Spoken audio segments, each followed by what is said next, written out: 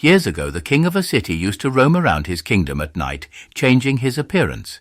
After changing his form, he used to meet people and try to know about himself, i.e. the king, and understand their problems. One night, when he came back from the city, suddenly it started raining heavily. Without any delay, he knocked on the door of a poor man's house. After the king knocked on the door, a person came out of the house. He was a poor farmer who lived with his wife and children. It was raining heavily, so the farmer asked the king to come inside.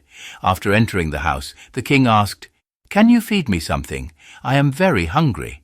That poor farmer and his family were hungry for 3 days, and there was not a single grain of food in his house.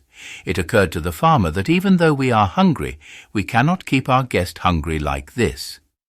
Now the farmer became restless, thinking how to feed his guest.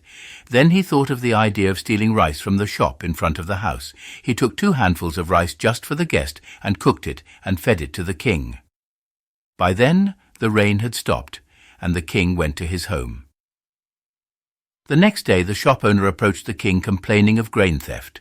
The king ordered the shop owner and the poor farmer to appear in his court. The farmer who reached the meeting first went before the king and confessed to his theft and told the king the whole story of the previous night. The farmer tells the king that I stole, but my family did not eat even a morsel of that grain. The king became very sad after hearing the words of the poor farmer and told the farmer that he himself had come to your house as a guest. After this, the king asked the shopkeeper who had reached the meeting whether he had seen his neighbor stealing.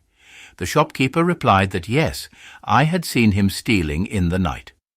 After listening to the shopkeeper, the king says that first I am responsible for this theft, and then second is you, because you saw your neighbor stealing grains, but never saw his hungry family.